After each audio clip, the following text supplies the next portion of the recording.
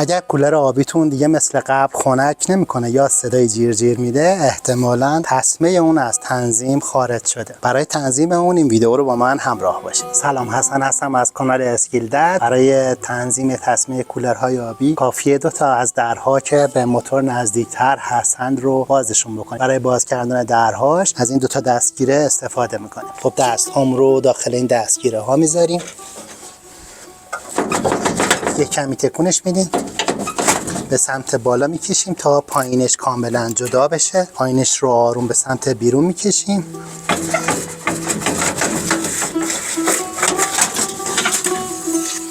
در کاملا جدا میشه. اونو یک کناری میذاریم. اون یکی در که نزدیک موتور هم هست، اون رو هم به همین شکل درش میاریم. خب چه موقع زمان تعویض تسمه ها هست. تسمه ها بعد از یه مدتی که کار میکنن، بسته به شرایطشون، جنسشون، ترک‌های روی اونها پیدا میشه، نازک میشن، پوسته میشن و به ندرت هم پاره میشن. در هر صورت وقتی که تسمه خیلی نازک بشه، ممکنه که از روی پولی ها سر بخوره و راندمان کولر ما پایین بیاد. کولر به اون اندازه که قبلا خنک میکرده دیگه خنک نمیکنه و چیزی که خیلی رایج هست، کولر صدای جیر جیر میکنه. گاهن وقتی در کولر رو باز میکنیم، این قسمت روی پوشال ها سیاه شدگی میبینیم و این نشون میده که تسمه داره ضعیف میشه. تسمه باید به این شکل باشه. وقتی که 2 تا انگشتمون رو دور تسمه نزدیک فولی بالا، فولی کوچیک‌تر میذاریم و اون رو فشار میدیم، به راحتی خم بشه ولی به هم دیگه نرسه. اگر خیلی سفت باشه، به راحتی نمیتونیم اونها رو به هم نزدیکشون بکنیم. در صورتی که سفت باشه، خیلی به فولی ها فشار وارد میشه. معمولا تو دور تند خیلی سر و صدا ایجاد میکنه. خب طبعا این به موتور فشار وارد میکنه و شفت ها رو هم دچار اشکال میکنه، راندمان کار رو پایین میاره، مصرف برق رو بالا میبره و در صورت شل بودنش هم سر و صدا ایجاد میکنه و باز هم راندمان رو پایین میاره. بریم تنظیمش کنیم. برای تعویضش 2 تا آچار تخت شماره 13 نیاز داریم. معمولا پیچ هاشون 13 هست که اگر 2 تا داشته باشیم کفایت میکنه. در صورتی که یکی بیشتر ندارید، میتونید از انبار قفلی، آچار فرانسه جای هر دوش و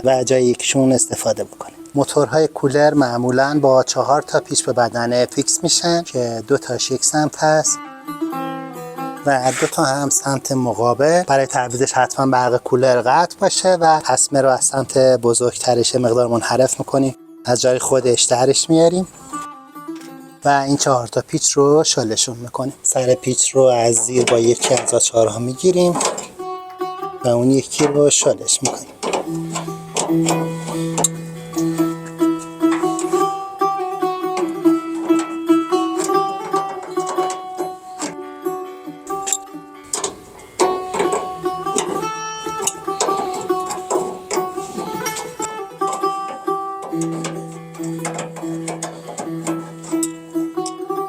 وقتی پیچ ها شل میشه، موتور راحت روی این ریلی حرکت میکنه و تسمه به راحتی شل یا صفر میشه. تسمه رو جای خودش برمیگردونم. این بار از فولی کوچیک‌تر شروع میکنم.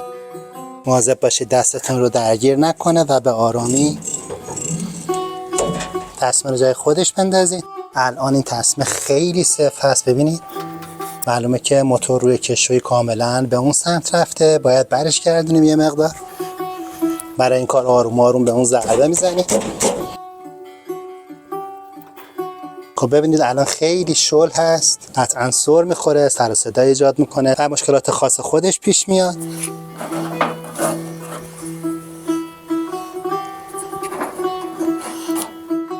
ببینید اینجا جای خیلی خوبی هست. تسمه یه مقدار به هم نزدیک میشه، خیلی هم سفت نیست، راحت میچرخه. پیچ ها رو در حالی که تسمه روی موتور هست سفتشون میکنم.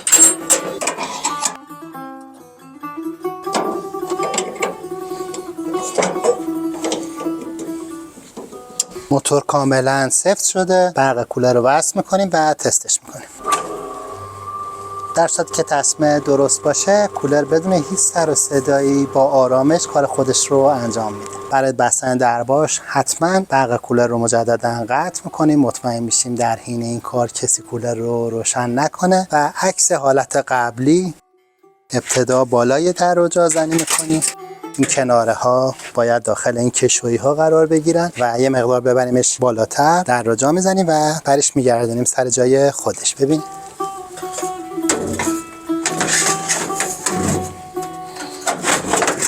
یک مقدار بردمش بالاتر.